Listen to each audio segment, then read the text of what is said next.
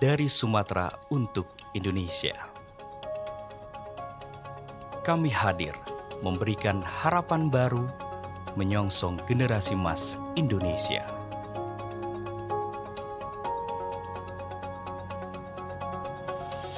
Assalamualaikum warahmatullahi wabarakatuh. Perkenalkan, nama saya Tirta Setiawan.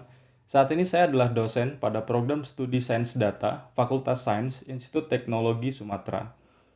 Pada kesempatan ini, saya akan menjelaskan pernyataan diri dosen dalam unjuk kerja Tridharma Perguruan Tinggi, PDD UKT-PT, sebagai suatu syarat untuk melaksanakan sertifikasi dosen tahun 2024.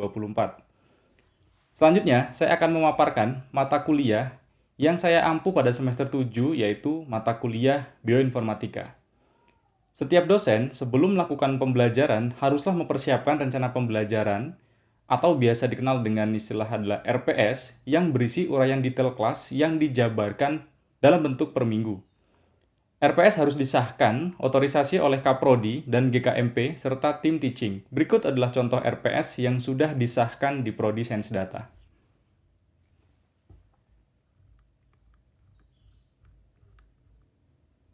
Outline paparan mata kuliah Bioinformatika menggunakan prinsip DEI, Delivery, Interaction, and Assessment, yang mencakup pertama, identitas dan deskripsi mata kuliah. Kedua, capaian pembelajaran mata kuliah atau CPMK.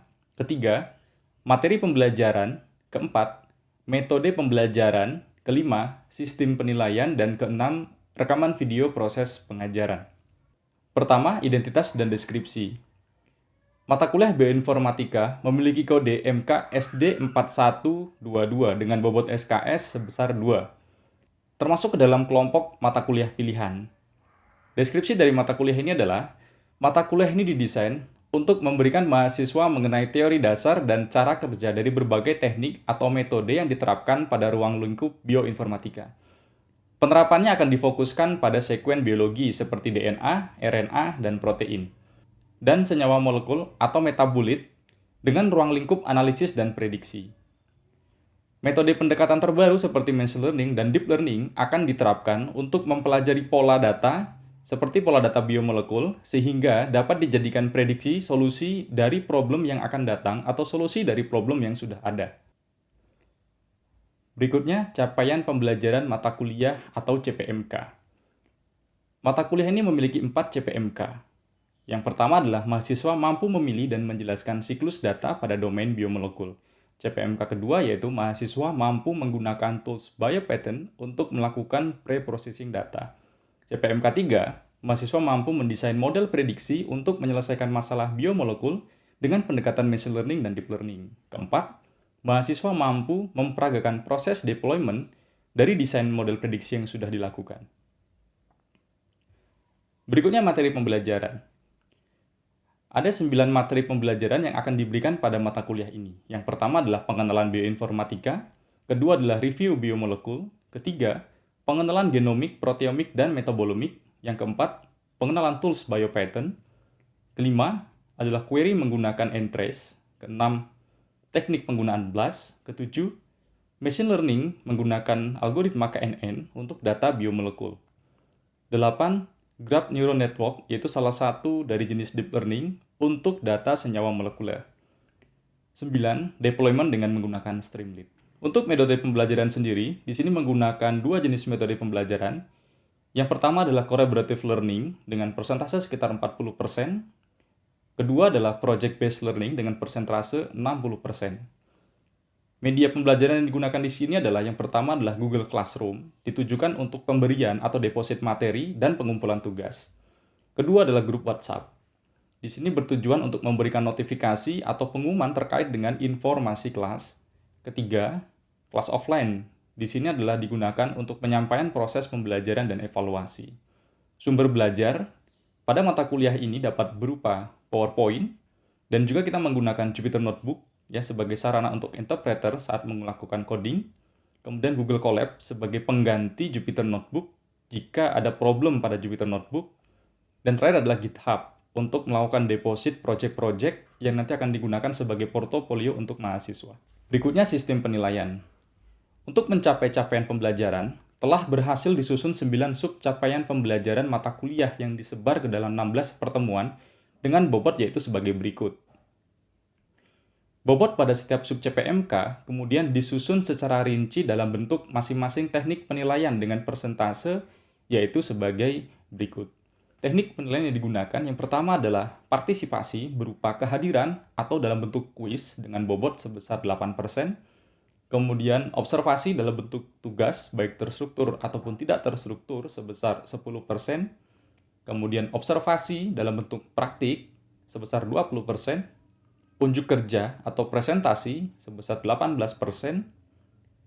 UTS dan UAS masing-masing 15%, kemudian tes lisan dalam bentuk presentasi tugas kelompok itu sebesar 14%, total yaitu 100%. Dari keseluruhan, ada 60% yang mengimplementasikan metode pembelajaran dengan menggunakan project based learning dengan instrumen yaitu adanya panduan proyek akhir dengan persentase sebesar 60%. Berikut adalah tabel final rencana evaluasi dan penilaian yang sudah berhasil saya susun untuk mata kuliah bioinformatika.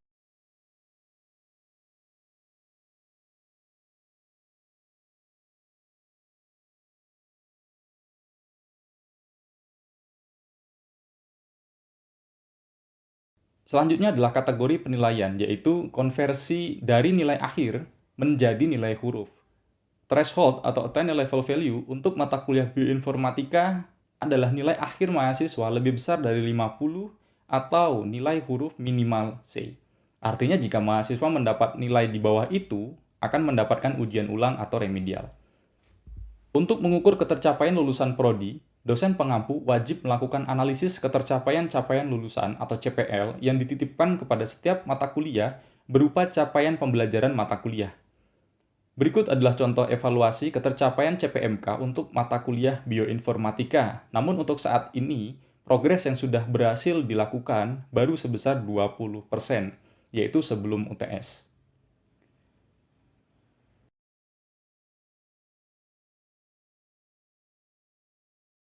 Untuk nilai ketercapaian setiap mahasiswa terhadap CPL yang dibebankan kepada mata kuliah, setiap dosen mata kuliah wajib melakukan evaluasi hal yang sama seperti pada evaluasi ketercapaian mata kuliah untuk setiap mahasiswa.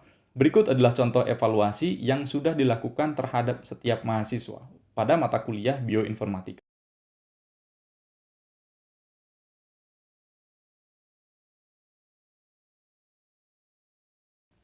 Berikutnya adalah tata tertib.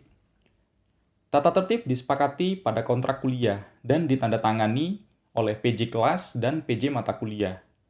Kontrak kuliah bersifat mengikat kedua belah pihak, baik aturan pada tahap proses perkuliahan, yaitu aturan ketika ujian, jam keterlambatan, pakaian, dan spesifikasi tugas, dan terakhir adalah evaluasi perkuliahan terkait dengan transparansi nilai. Untuk selanjutnya adalah cuplikan rekaman video pembelajaran untuk pertemuan ketiga mata kuliah bioinformatika dengan materi query database menggunakan BioPython. Assalamualaikum warahmatullahi wabarakatuh. Selamat sore. Semoga kita semua dalam keadaan sehat walafiat. Oke, pada pertemuan sebelumnya kita sudah belajar terkait dengan berbagai database di mana database tersebut berisi berbagai jenis data dari sumber-sumber data-data proteomik, genomik, dan metabolomik. Kalau protein itu nanti akan disimpan di formatnya bisa di FASTA juga atau di PDB. Ya nanti kita akan coba ya lakukan itu. Oke, nah untuk yang ini sebenarnya kemarin untuk pengenalan saja bahwa kita bisa mengakses CBI dengan modulnya adalah Entrance. Nah, di dalam ketika kita menggunakan Entrance ini ya, ini kita sudah melakukan bukan mengakses ya, tapi kita sudah melakukan download. Jadi kita melakukan download itu menggunakan Entrance. Nah, kalau kita menggunakan Entrance ini ya, ini kita tidak bisa meninggalkan 0 argumen ya. Jadi kita harus minimal mengisikan 1 buah argumen. Kalau kita kosongkan maka dia akan error. Nah, argumen yang kita bisa isikan itu ada banyak ya. Dan yang akan kita gunakan ini hanya salah 4-nya ini aja. Ya, ada ID ya, itu merepresentasikan accessing number atau GE number. Nah, GE number itu Kemarin kalau nggak salah udah saya ini ya, saya buka Nicoletet aja, kemudian saya buka aja, saya sembarang aja nih, saya buka stars, kemudian saya ambil satu,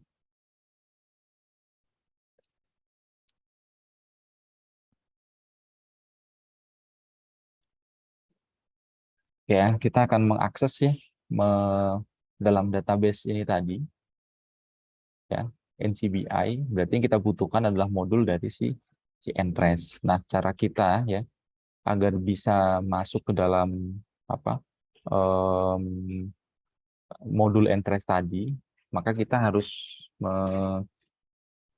memanggil dulu ya ininya, apa namanya, kita harus import dulu nih Entres ya ke dalam apa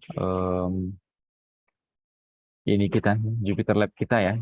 Kita buka, kita ambil ya from bio. Kenapa bio? Bio ini kita sedang memasuki dari library-nya BioPython ya, karena Entres itu ada di dalam BioPython.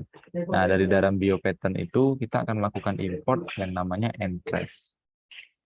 Nah, Entres inilah yang akan kita gunakan untuk masuk ya, masuk ke dalam apa database tadi. Nah, kemudian ya, oke, ini udah saya panggil. Berikutnya ya, setelah kita melakukan Entres, Entres ini nggak akan bisa digunakan kalau kita nggak autentifikasi dengan email. Maka tahap berikutnya ya, kita panggil Entres tadi. Kita panggil Entres ya. Kemudian dari Entres ini kita autentifikasi dengan email. Emailnya bebas ya. Boleh yang aktif atau sembarangan. Yang penting ini adalah email. Karena email ini dia adalah string ya. Maka saya buatnya apa ya? Saya lupa email saya. Sering saya pakai itu. Ini aja lah. Nah, Gmail ya, gmail.com. Nah, kalian bisa gunakan email kalian ya, jangan gunakan email saya ini ya. Nanti ngumpul semua di tempat saya. Ini contoh aja. Ya, jadi ini kalian lakukan ya minimal sekali ya, kalian lakukan minimal sekali. Nah, kalau nggak kalian lakukan ya, ini kan kebetulan belum saya lakukan ya. Nah, apa yang terjadi nih kalau kita sudah panggil tapi kita belum autentifikasi dengan apa? Dengan em, email. Nah, ini saya ambil contoh yang sama persis saja ya. Oke. Oh, ini ya. Saya copy aja. Harusnya berhasil ya. Kenapa? Karena di sini berhasil nih. Ya. Ini berhasil. Tapi sebelumnya saya autentifikasi via email. Nah, kalau nggak saya autentifikasi, apa yang terjadi? Nah, kalau nggak saya autentifikasi, biasanya dia akan error. Tuh, error. Ya. Tapi tetap ditampilkan. Ya. Cuma akan lebih baik ya kalau kalian harus memasukkan email. Ya, itu yang saya himbau. Karena kalau nggak dimasukkan ke email, nanti backupan atau file point, checkpoint ya, atau file cache-nya itu nggak akan disimpan. Nah, file cache itu penting ya, karena saya pernah juga melakukan akses ya, kemudian tiba-tiba mati lampu, saya belum dapat datanya, dan kalau proses pencariannya hanya 1-2 menit tuh nggak masalah. Saya udah nyari hampir sejam, saya udah kumpulkan semua data-data yang penting dan mati lampu dan nggak kesimpan sama sekali. Waktu itu pakai komputer. Nah, kita bisa apa track back lagi, kita cek di email karena biasanya dia akan update di email kita ya. Itu yang BioPython yang lama ya, nggak tahu yang sekarang, harusnya sama sih karena autentifikasinya dia masih sama ya. Jadi autentifikasi aja via email. Oh, salah, press ya. Oke, nah sampai sini ini udah aman ya, udah aman. Nah, yang pertama kita akses ya, kita belum download ya. Jadi tadi ada 3 poin penting yang akan kita pelajari ya. Yang pertama, kita akan akses dulu ya, akses dari NCBI ya. Di sana ada database ya, ada database-nya banyak banget, kita akan akses itu ya. Kemudian yang kedua ya, kita akan lakukan download ya. Download ya. Kalau di sini download itu belum kesimpan. Download itu masih narik database-nya saja. Jadi download database-nya aja, belum kita simpan. Kalau Kak, oke ya. Kemudian yang ketiga, baru kita lakukan output ya. Output ke lokal. Nah, untuk minggu depan ya, saya pengennya kita udah mulai melakukan analisa ya. Analisis sederhana lah ya. Sederhana dengan menggunakan tools-tools yang nanti dari BioPython juga, dan nanti ada tambahannya untuk visualisasinya. Nah, di sini kita akan melakukan analisis, ada visualisasi juga. Visualisasi, mungkin kita akan menggunakan Panda ya, Pandas data frame untuk melakukan, walaupun bukan big data, tapi nanti datanya cukup banyak sih kayaknya. Akan lebih enak kalau dihandle dengan Pandas ya. Nah, tapi itu setelah yang tiga ini selesai dulu ya, karena sebelum masuk ke sini, kita harus tahu dulu ini. Oke ya, kita harus tahu dulu nih dari mulai akses, download, output, ke lokal. Nanti kalian bisa kembangkan sendiri ya, selain dari ini. Nah, tapi itu aja belum cukup. Kan kita baru mengakses, kita kan baru tahu aja bahwa, oh ternyata di dalam database itu ada, apa? Ada case-nya adalah ini ya, ada protein, ada nukleor, ada nukleotida dan sebagainya. Nah, kalau kita ingin memperdalam lagi pencarian kita, kita bisa pilih salah satu dari database ini untuk kita kemudian akan melakukan analisis lebih jauh ya. Misalnya, saya ingin cari tahu mengenai PubMed ya. PubMed itu berarti publication-nya ya. Nah, berarti saya tinggal tuliskan aja di situ. Kalian boleh buat variabel bebas, kalau saya selalu handle gitu karena biasa menggunakan itu. Ya, bukan enter tapi /. Nah, menggunakan e-info tetap sama karena kita ingin mendapatkan informasinya ya. E-info kita tambahkan satu buah argumen di situ. Namanya adalah DB ya. Berarti kan database ya. DB itu merujuk ke database kita. Nah, database apa yang ingin kita ambil? Ya, misalkan database PubMed ya atau protein gitu. Nah, tinggal kita masukin aja di sini. Oke ya. Nah, kita udah nih mengakses, kalau kita enter nih udah masuk ke dalam database itu. Nah, udah disimpan ke dalam handle. Nah, kemudian karena ini kan baru disimpan, saya ingin ngebaca nih filenya tadi. Nah, saya harus simpan lagi ke dalam sebuah variabel. Nah, variabelnya saya buat record ya. Namanya bebas sebenarnya, kalian bisa buat record atau apa. And trace ya, kemudian read. Nah, karena saya ingin membaca, read apa yang ingin saya baca yang ada di dalam handle. Oke ya. Yang ada di dalam handle ini apa? Database mengenai protein. Nah, ini udah oke. Kemudian saya ingin panggil lagi nih dari database itu, di dalam record itu tadi, itu yang pertama itu adalah DB info. Ini untuk mencari tahu infonya dari database si protein tadi. Kemudian saya akan tampilkan lagi deskripsinya. Ya, untuk mengetahui ya, description. Nah, jadi ya dari sini ya kita tahu bahwa kayak gini nih, handle and trace info DB protein itu berisi tentang sekuen dari protein. Oke, jadi record sekuen dari protein. Nah, berarti oh ini adalah untuk protein. Nah, gimana kalau misalkan kita buka lagi yang lain, misalkan OMIM. Ya. Last update. Nah, maka akan memberikan info database untuk gen itu terakhir diupdate 27 Oktober tahun 2022 pukul 12.03. Nah, ini kalian bisa melakukan riset juga sih di sini gitu ya. Karena cukup banyak ya database-nya, itu ribuan. Nah, ini juga bisa jadi salah satu topik sebenarnya. Ya, nah ini adalah awal ya kita melakukan akses ke dalam si InCBI tadi. Selain itu ada banyak ya. Tadi kita melakukan akses hanya dari database-nya saja. Nah, sekarang itu kan umum ya. Berarti kan kalau kayak gitu, kita hanya gonta-ganti ini aja. Nah, untuk mengisi di sini itu bagaimana gitu.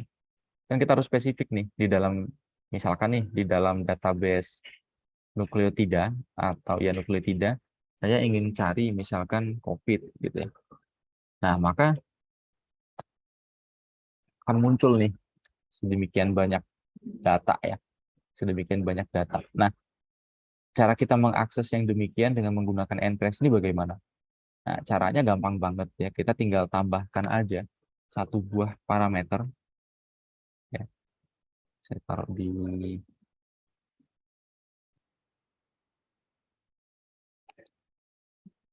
nah gini ya.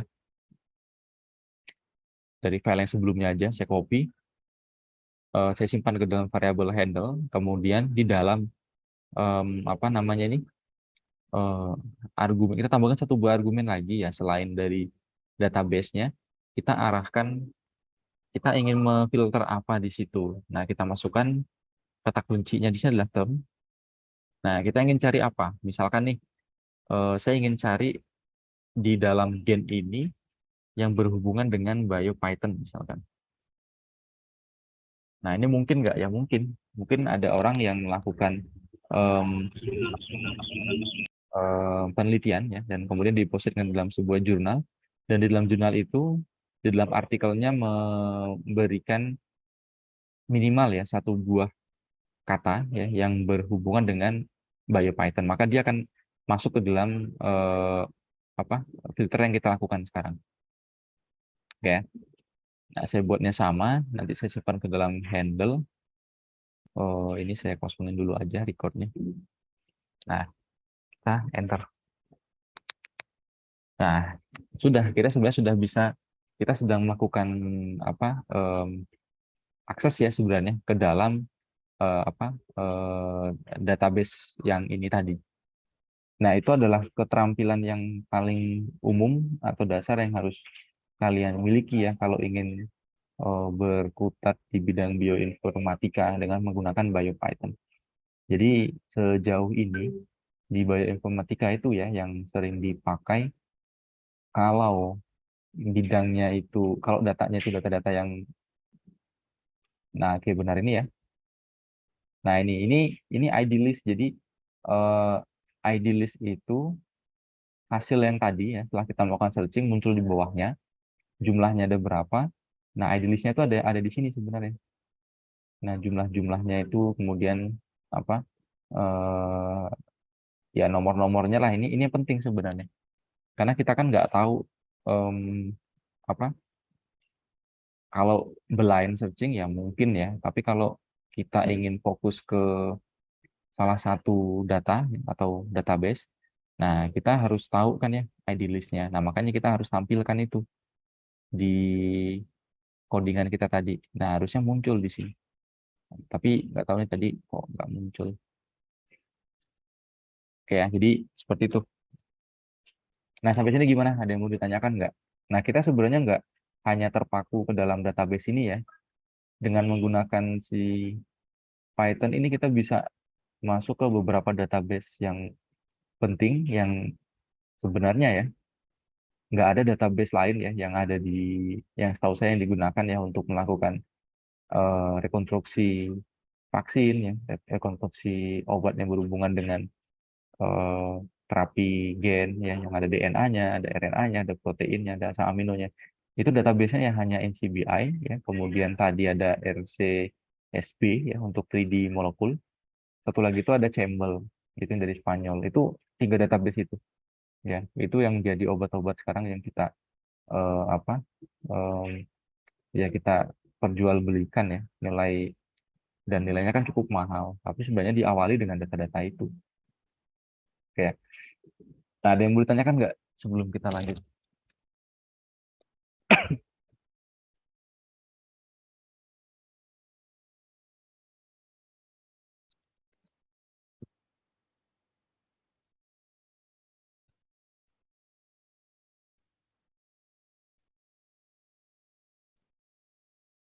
Ada yang mau ditanyakan?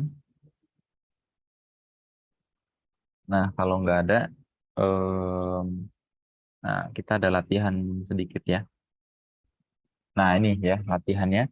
Dari data sekuen DNA yang saya kasih ini, nah itu tolong kalian buatkan, kalian coba analisis sederhana aja. Rasio GC-nya berapa, jumlah G, C, A, dan T-nya berapa, transkrip dari ini apa, translate dari sekuen ini apa. Oke, nanti silahkan kalian coba ya, kalian coba kerjakan ya. Nanti saya akan tanyakan satu per satu. Nah, silahkan dikerjakan ya. Saya tunggu sampai jam 15 menit lah ya. Harusnya sih bisa cepat. Nah, siapa yang mau pertama kali share screen? Silakan. Izin share screen, Pak. Boleh, siapa?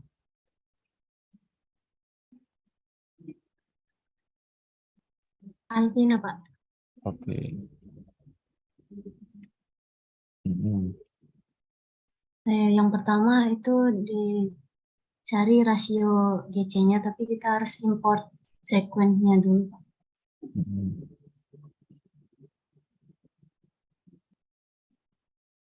Oke. Ya, ya.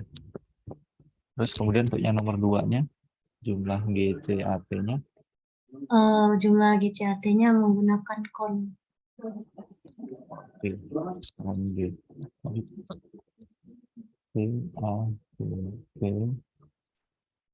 Contract-nya. Untuk transkrip sama translate udah. Transkrip berarti merubah T menjadi U.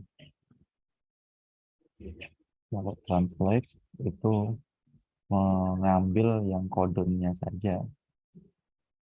Oke.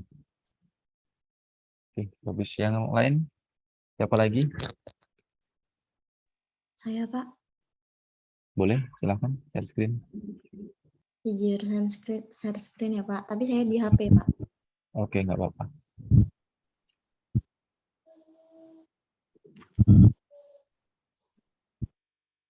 Sebentar. Sudah belum, Pak? Udah masuk belum?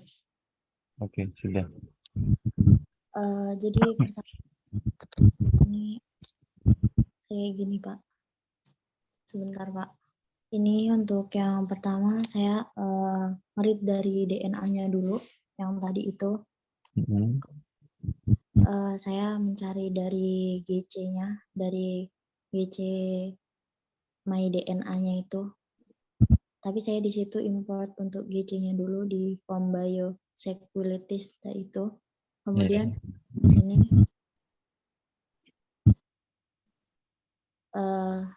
saya read lagi DNA dari sekuennya, kemudian mentranskrip dari DNA sekuennya, kemudian translate dari DNA sekuennya, baru untuk mencari jumlah dari GCAT-nya tadi menggunakan dna_sequen.con.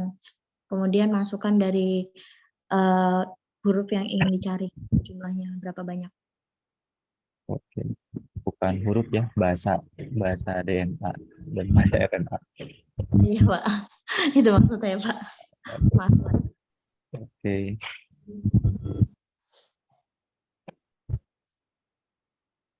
Oke, yang lain ada lagi? Oke, kalau ada yang bertanya, berarti untuk materi kita di bioinformatika di minggu ini cukup sampai di sini dulu ya. Semoga materinya bermanfaat. Tolong dipelajari dan diingat-ingat ya untuk materi ini. Mungkin saya akan adakan latihan lagi di minggu depan ya, yang skemanya sama kayak sekarang. Jadi silakan dimanfaatkan untuk waktunya untuk tambah-tambah nilai. Oke, itu aja dari saya. Semoga materinya bermanfaat. Selamat sore. Assalamualaikum warahmatullahi wabarakatuh. Waalaikumsalam warahmatullahi wabarakatuh. Terima kasih. Dari Sumatera untuk Indonesia.